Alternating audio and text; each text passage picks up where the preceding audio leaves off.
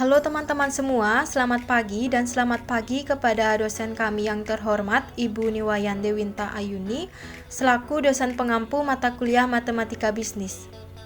Terima kasih atas kesempatan yang telah diberikan kepada kelompok kami yakni kelompok 5 untuk menyelesaikan tugas yang telah diberikan.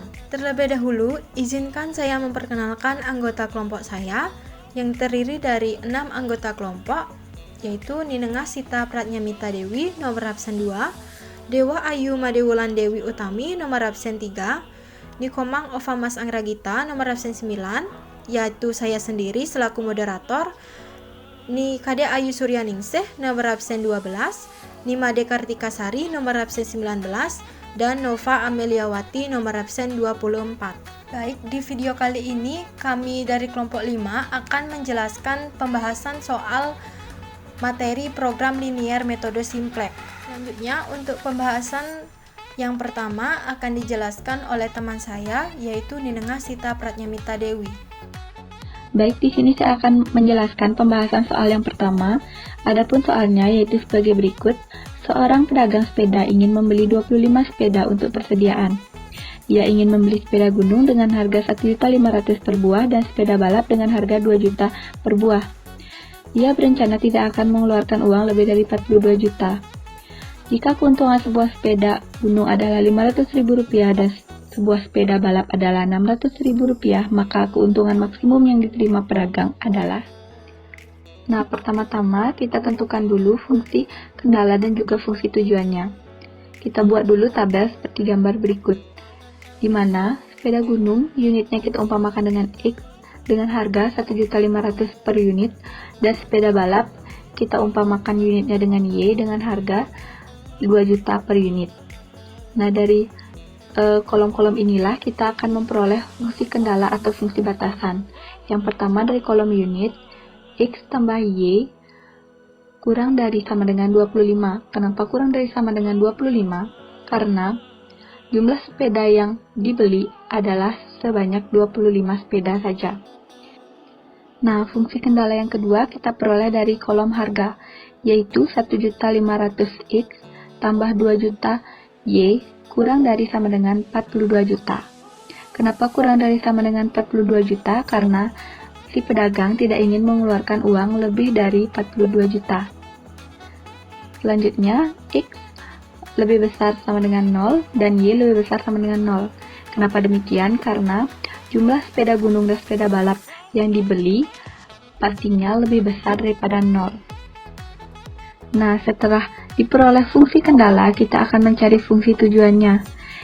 Fungsi tujuan ini diperoleh dari keuntungan sepeda gunung atau X adalah Rp500.000 dan keuntungan sepeda balap atau Y adalah Rp600.000.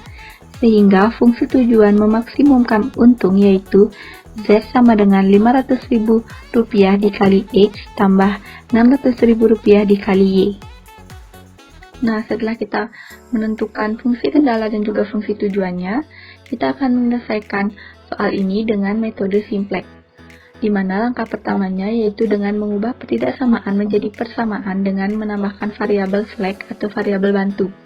Di sini kita memiliki 3 fungsi, yaitu dua fungsi kendala dan juga 1 fungsi tujuan. Fungsi kendala yang pertama yaitu X tambah Y kurang dari sama dengan 25. Ini masih berbentuk pertidaksamaan, maka tidak akan ubah menjadi persamaan dan menjadi X tambah Y tambah R sama dengan 25, di mana R ini adalah variabel bantunya. Dan variabel bantu ini ditambahkan karena agar nantinya hasilnya itu bisa pas sama dengan 25. Selanjutnya, fungsi kendala yang kedua, 1.500X tambah 2.000Y kurang dari sama dengan 42.000. Di sini kita akan ubah menjadi persamaan, yaitu 1.500X tambah 2.000Y tambah S sama dengan 42.000. Nah, variabel bantu pada fungsi kendala yang kedua ini dibedakan dengan fungsi kendala yang pertama. Sebenarnya kita boleh menggunakan huruf apa saja yang akan kita jadikan sebagai variabel bantu, tapi di sini kami memilih R dan S untuk digunakan sebagai variabel bantunya. Selanjutnya, fungsi tujuan yaitu Z sama dengan 500.000 dikali X tambah 600.000 dikali Y.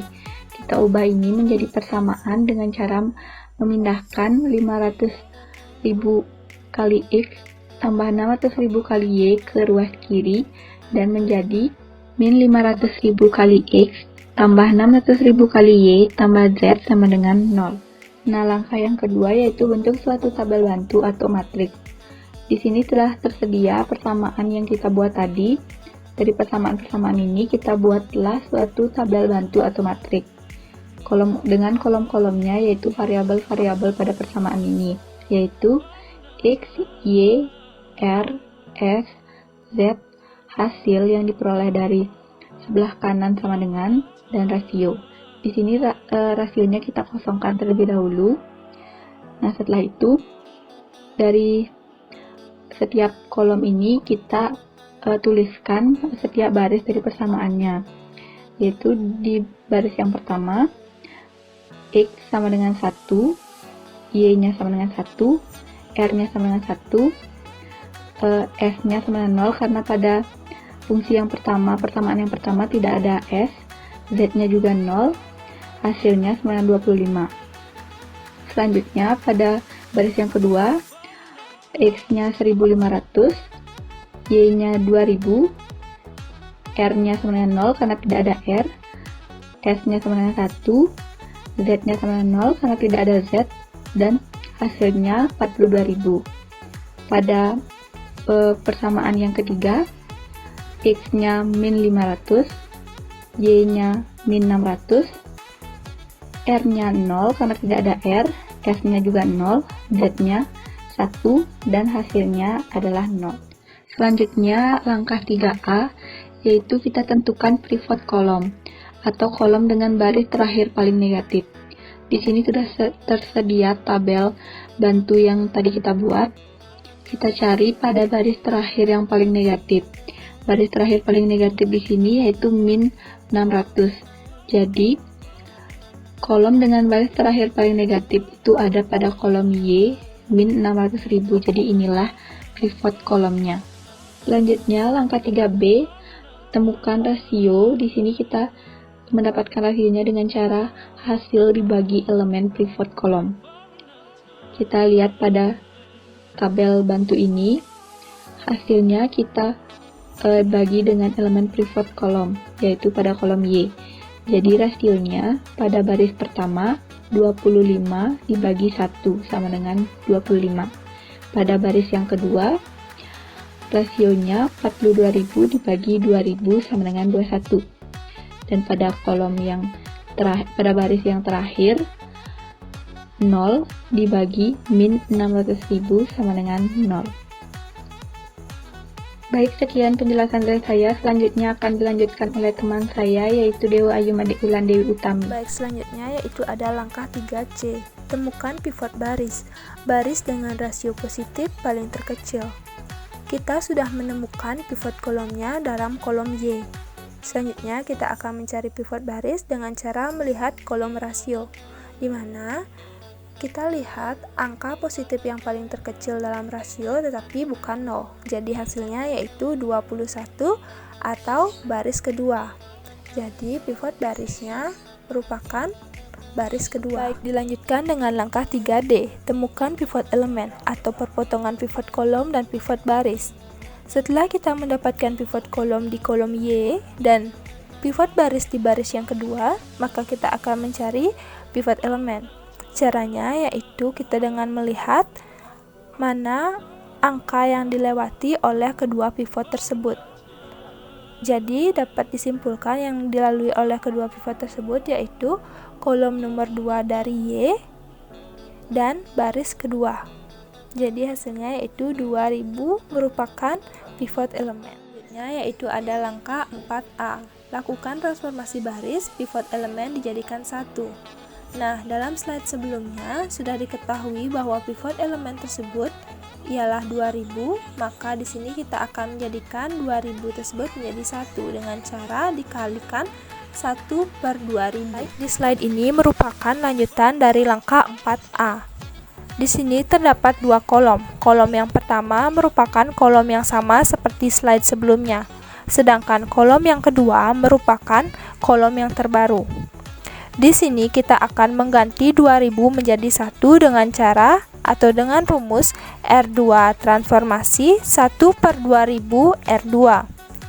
Jadi, kita akan mendapatkan hasil 1 sebagaimana kalian lihat dalam kolom Y baris kedua. Dan di sini pun kita tidak hanya mengganti 2000 menjadi 1, tetapi semua bilangan atau angka yang terdapat dalam baris kedua. Sebagai contoh, yaitu dalam kolom X, 1500 dikali 1/2000 akan mendapatkan hasil 3/4. Di kolom Y, yang tadi saya bilang, yaitu 2000 dikali 1/2000 akan mendapatkan hasil 1. Di kolom R, 0 dikali 1/2000 akan mendapatkan hasil 0. Di kolom S, 1 dikali 1/2000 akan mendapatkan hasil 1/2000. Di kolom Z, 0 dikali 1/2000 akan mendapatkan hasil 0. Dan di kolom hasil, 42.000 dikali 1/2000 akan mendapatkan hasil 21. Baik, selanjutnya yaitu ada langkah 4B. Lakukan transformasi baris, pivot kolom dijadikan 0 selain pivot elemen. Jadi yang akan dijadikan 0 yaitu kolom Y baris 1 dan baris ketiga. Rumus untuk baris pertama yaitu R1 transformasi R1 ditambah min 1 R2. Dan untuk rumus dari baris ketiga yaitu R3 transformasi R3 ditambah 600.000 R2. Untuk materi selanjutnya akan dilanjutkan oleh teman saya yang bernama Nikomang Ova Mas Anggragita. Baris yang pertama pada kolom X rumusnya R1 transformasi R1 ditambah min 1 dikali R2.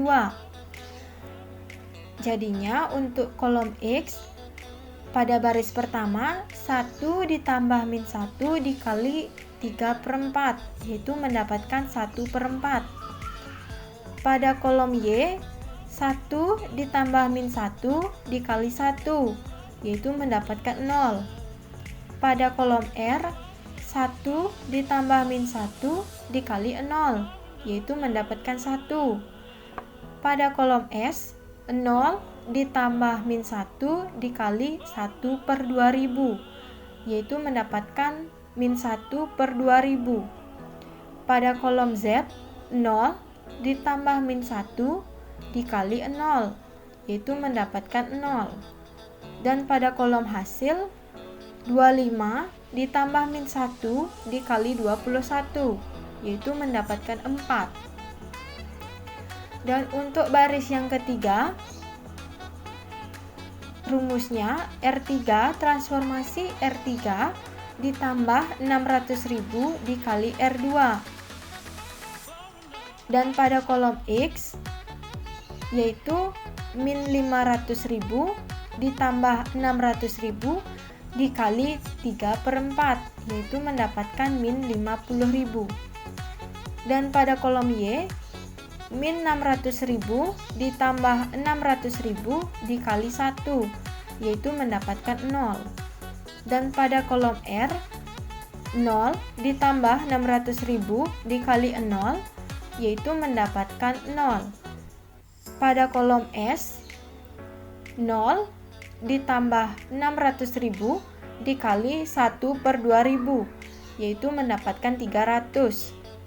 Pada kolom Z 1 ditambah 600.000 dikali 0 yaitu mendapatkan 1.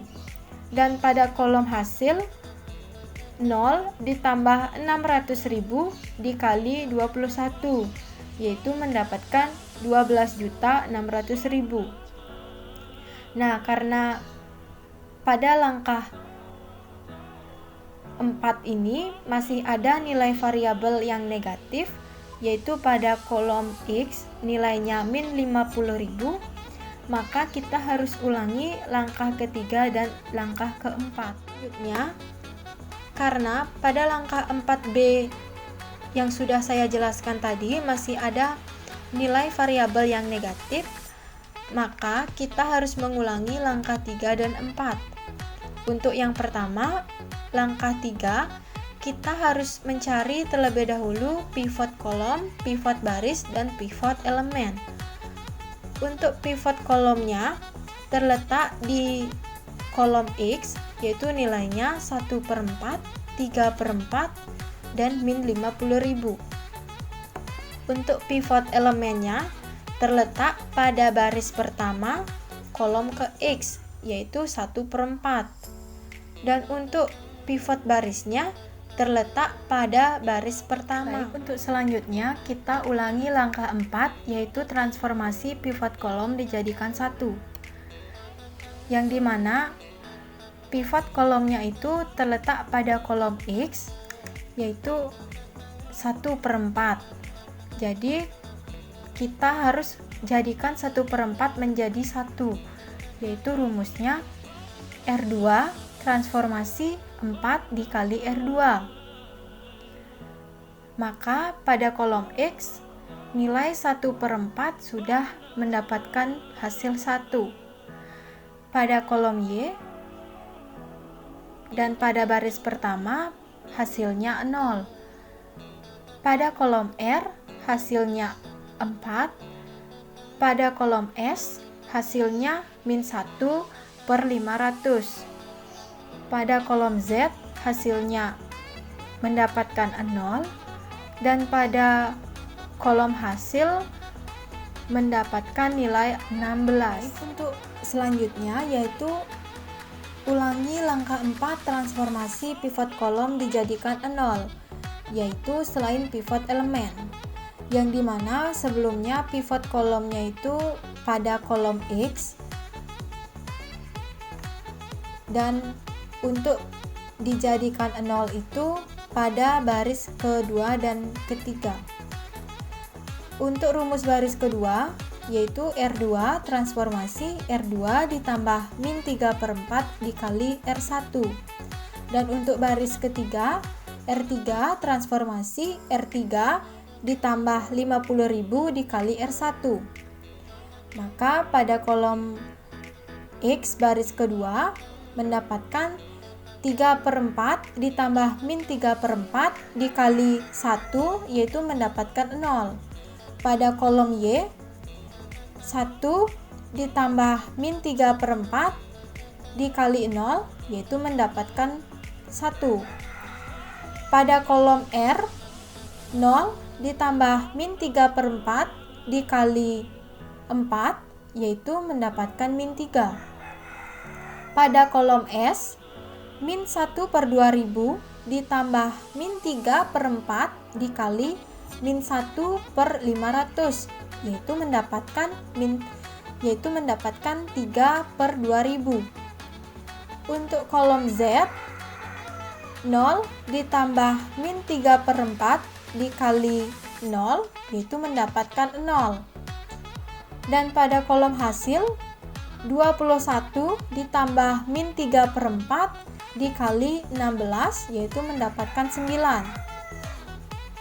Untuk baris yang ketiga yaitu pada kolom X min 50.000 ditambah 50.000 dikali 1 mendapatkan 0. Pada kolom Y 0 ditambah 50.000 dikali 0, yaitu mendapatkan 0. Pada kolom R 0 ditambah 50.000 dikali 4, yaitu mendapatkan 200.000. Pada kolom S 300 ditambah 50.000 dikali min 1/500, yaitu mendapatkan 200. Pada kolom Z 1 ditambah 50.000 dikali 0, yaitu mendapatkan 1. Dan pada kolom hasil 12.600.000 ditambah 50.000 dikali 16, yaitu mendapatkan 13.400.000. Baik, untuk langkah yang kelima yaitu cek nilai variabel pada baris terakhir, dan jika masih ada variabel yang negatif Ulangi langkah 3 dan 4, dan jika variabel sudah positif, maka sudah optimal dan selesai. Nah, terlebih dahulu kita harus lihat kolom yang sudah kita buat tadi. Kita lihat pada baris terakhir, pada kolom X yaitu mendapatkan 0, kolom Y mendapatkan 0, kolom R mendapatkan 200.000, kolom S mendapatkan 200, kolom Z mendapatkan 1, kolom hasil mendapatkan 13.400.000. Maka dari itu kolom X dan kolom Y sudah positif semua dan baris terakhir sudah optimal. Jadi kesimpulannya, X yaitu merupakan jumlah sepeda gunung yaitu 16, Y merupakan jumlah sepeda balap yaitu 9, dan Z merupakan untung maksimum yaitu mendapatkan untung sebesar 13.400.000. Baik, sekian penjelasan pembahasan soal yang pertama. Untuk pembahasan soal yang kedua akan dijelaskan oleh teman saya yaitu Nikade Ayu Suryaningsih. Soal yang kedua yakni seorang pedagang roti ingin membuat 320 pieces roti untuk persediaan. Roti yang ingin dibuat ada dua jenis, yaitu roti tawar dan roti kering. Dalam pembuatan roti tawar memerlukan gula sebanyak 1 kg dan dalam pembuatan roti kering memerlukan gula sebanyak 2 kg. Untuk harga roti tawar 3.000 per pieces dan harga roti kering 4.000 per pieces. Pedagang itu tidak akan mengeluarkan uang sebanyak 840.000 untuk membeli bahan pembuatan roti. Jika keuntungan dari menjual roti tawar sebesar 50.000 dan roti kering 80.000, maka keuntungan maksimum yang diterima oleh pedagang roti penyelesaiannya adalah dengan memisalkan roti tawar adalah X dan roti kering adalah Y. Harga 1 pieces roti tawar adalah 3.000 dan 1 pieces roti kering 4.000. Fungsi kendalanya yakni 3.000X ditambah 4.000Y kurang dari atau sama dengan 840.000. X plus Y kurang dari atau sama dengan 100, di mana X lebih dari atau sama dengan 0 dan Y lebih dari atau sama dengan 0. Keuntungan roti tawar X adalah 50.000 dan keuntungan roti kering 2Y adalah 80.000, sehingga fungsi tujuan maksimum untung yaitu Z sama dengan 50.000X ditambah 80.000Y. Langkah pertama yakni ubah pertidaksamaan menjadi persamaan dengan menambahkan variabel slack atau variabel bantu, yakni X plus 2Y kurang dari atau sama dengan 320 menjadi X plus 2Y plus R sama dengan 320. 3X plus 4Y kurang dari atau sama dengan 840 menjadi 3000X plus 4000Y plus S sama dengan 840. Z sama dengan 50.000X plus 80.000Y menjadi min 50.000X dikurangi 80.000Y plus Z sama dengan 0. Langkah yang kedua, kita bentuk suatu tabel bantu atau matriks. Yang pertama, X plus 2Y plus R sama dengan 320. Tabel yang kedua, 3000X plus 4000Y plus S sama dengan 840.000. Tabel yang ketiga, min 50.000X dikurangi min 80.000Y plus Z sama dengan 0. Selanjutnya, langkah 3A, menentukan pivot kolom atau kolom dengan baris terakhir paling negatif. Dapat kita lihat di sini bahwa pada baris terakhir nilai yang paling negatif adalah minus 80.000. Jadi, ini merupakan pivot kolomnya. Baik, kita lanjut ke langkah 3B. Nah, di sini kita temukan rasio yang letaknya di kolom paling kanan itu. Nah, Dimana untuk dapat menemukan rasio ini, kita bagi angka pada kolom hasil dibagi dengan angka yang ada pada elemen pivot kolom. Nah, kita bagi masing-masing per baris. Baris pertama yaitu 320 kita bagi 2 sehingga kita peroleh rasionya 160. Kemudian pada baris kedua yaitu 840.000 kita bagi 4.000 sehingga kita dapat rasio 210. Dan baris ketiga yaitu 0 kita bagi dengan min 80.000 sehingga kita dapat rasionya yaitu 0. Nah, jadi kita sudah temukan rasionya, yaitu rasio pada baris pertama adalah 160, rasio pada baris kedua yaitu 210, dan rasio pada baris ketiga yaitu 0. Oke, kita lanjut ke langkah 3C. Nah, di langkah ini kita temukan pivot baris, di mana pivot baris ini merupakan baris dengan rasio positif yang terkecil. Jadi, untuk dapat menemukan pivot baris, kita lihat pada kolom rasio. Kita perhatikan baris mana yang memiliki rasio yang paling kecil. Nah, jadi rasio terkecilnya yaitu 160 yang terletak pada baris pertama. Nah, kenapa rasio terkecilnya 160 dan bukan 0? Karena angka 0 nilainya terletak antara positif dan negatif. Jadi, ini bukan merupakan rasio terkecilnya. Nah, rasio terkecilnya yaitu 160 yang terletak pada baris pertama, sehingga pivot barisnya terletak pada baris pertama, seperti itu. Selanjutnya yaitu langkah 3D, kita temukan pivot elemen, di mana pivot elemen merupakan perpotongan pivot kolom dan pivot baris. Nah, sebelumnya kita sudah temukan pivot kolomnya terletak pada kolom kedua, yaitu kolom Y, dan pivot barisnya terletak pada baris pertama.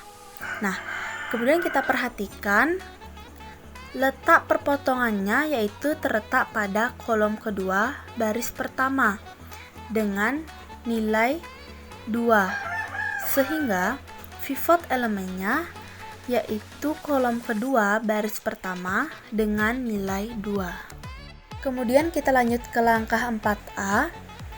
Di sini kita lakukan transformasi baris, di mana transformasi baris artinya kita mengubah nilai dari suatu baris itu untuk mencapai suatu tujuan tertentu, yakni untuk mengubah nilai pivot elemen agar menjadi 1.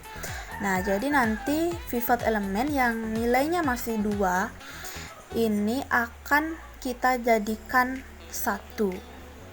Seperti itu. Ini masih tabel tadi. Jadi baris pertama kita kalikan 1/2 semuanya. Transformasinya adalah R1, maka kita akan transformasikan R1 atau baris pertama. Caranya, di baris pertama X1 dikali 1/2 Y 2 dikali 1/2 1, R-nya 1 dikali 1/2 S-nya 0 dikali 1/2 0, Z-nya 0 dikali 1/2 0. Yang dihasilnya 320 dikali 1/2 160. Langkah 4B, lakukan transformasi baris pivot kolom dijadikan 0 selain pivot elemen. Pivot elemen kita sudah jadikan 1, dan yang lainnya yaitu 4.000 dan min 80.000 kita jadikan 0. Baris pertama tetap. Baris kedua itu R2 ditransformasikan menjadi R2 atau baris kedua ditambah pivot elemennya yaitu min 4.000. Kenapa min 4.000? Karena kita mau jadikan 0. Jadi kebalikannya dikali R1 atau baris pertama. Caranya kita lihat kolom X. R2 ditambah min 4.000 dikali R1. Cara yang lebih gampang kita kerjakan yang kalinya dulu. Jadi min 4.000 dikali 1/2 ditambah 3.000, hasilnya 1.000. Kita lanjut kolom Y. min 4000 dikali 1 ditambah 4000 hasilnya 0. Kolom R, min 4000 dikali 1 per 2 ditambah 0 hasilnya min 2000. Kolom S, min 4000 dikali 0 ditambah 1 hasilnya 1. Kolom Z, min 4000 dikali 0 ditambah 0 hasilnya 0. Min 4000 dikali 160 ditambah 840.000 hasilnya 200.000. Transformasi baris ketiga, R3 ditambah 80.000 dikali R1. Sama seperti sebelumnya, lihat di kolom X, 80.000 dikali 1 per 2 ditambah min 50.000 hasilnya min 10.000. Kolom Y, 80.000 dikali 1 ditambah min 80.000 hasilnya 0. Kolom R, 80.000 dikali 1 per 2 ditambah 0 hasilnya 40.000. Kolom S, 80.000 dikali 0 ditambah 0 hasilnya 0. Kolom Z, 80.000 dikali 0 ditambah 1 hasilnya 1. 80.000 dikali 160 ditambah 0 hasilnya 12.800.000. Karena masih ada nilai variabel yang negatif, ulangi langkah 3 dan 4. Kita mengambil langkah ketiga, yaitu kita mencari kolom dengan elemen paling negatif di baris terakhir, yaitu kolom X yang disebut pivot kolom. Selanjutnya temukan rasio. Rasio adalah kolom hasil dibagi elemen pivot kolom. Rasio baris pertama 80 dari hasil 160 dibagi 1/2. Rasio baris kedua 200 dari hasil 200.000 dibagi 1000. Rasio baris ketiga 1.280.000 dari hasil 12.800 dibagi min 10.000. Selanjutnya temukan pivot baris, di mana pivot baris ini adalah baris dengan rasio positif terkecil. Kita lihat rasionya ada 80, 200, 1.280.000. Rasio positif terkecil adalah 80, terdapat pada baris pertama. Selanjutnya temukan pivot elemen, di mana pivot elemen merupakan perpotongan pivot kolom dan pivot baris. Kita sudah menemukan pivot kolom pertama, yaitu kolom X dan pivot baris. Baris kedua, maka kita sudah menemukan perpotongan pivot kolom dan pivot baris. Kita dapat pivot elemennya yaitu 1/2. Langkah 4, kita lakukan transformasi baris di mana kita ingin mengubah pivot elemen menjadi 1. Baris kedua sudah berubah menjadi 1. Caranya, baris kedua kolom X dikalikan 1 per 1000 dikali R2, maka hasilnya menjadi 1. Selanjutnya, transformasi baris pertama dan ketiga dijadikan 0. Baris kedua tetap. Transformasi baris pertama yang dipakai adalah R1 ditambah min 1/2 dikali R2. Kita lihat kolom X. Agar lebih mudah kita mengerjakannya, kita kalikan terlebih dahulu. Jadi, min 1/2 dikali 1 ditambah 1/2, hasilnya 0. Kolom Y, min 1/2 dikali 0 ditambah 1, hasilnya 1. Kolom R, min 1/2 dikali min 2 ditambah 1/2, hasilnya 3/2. Kolom S, min 1/2 dikali 1 ditambah 0, hasilnya min 1/2. Kolom Z, min 1/2 dikali 0 ditambah 0, hasilnya 0. Selanjutnya, min 1/2 dikali 200.000 ditambah 160, hasilnya 60. Lalu transformasi baris 3 adalah R3 ditambah 10.000 dikali R2. baris ketiga kolom X 10.000 dikali 1 ditambah min 10.000 hasilnya 0. Kolom Y 10.000 dikali 0 ditambah 0 hasilnya 0. Kolom R 10.000 dikali min 2 ditambah 40.000 hasilnya 20.000. Kolom S 10.000 dikali 1 ditambah 0 hasilnya 10.000.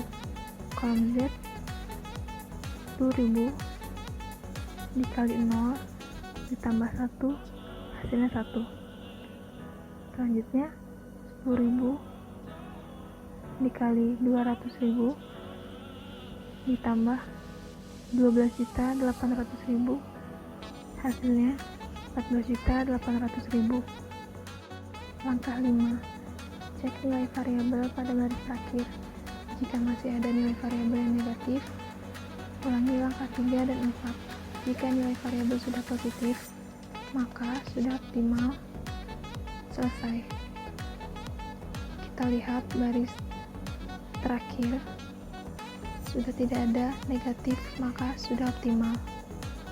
Jadi kesimpulannya, X jumlah roti tawar hasilnya 60, Y jumlah roti kering hasilnya 200.000, Z keuntungannya hasilnya 14.800.000. Oke teman-teman semua, sekian pembahasan soal dari kelompok 5. Apabila ada salah kata, kami mohon maaf. Dan saya tutup dengan selamat pagi, sekian dan terima kasih.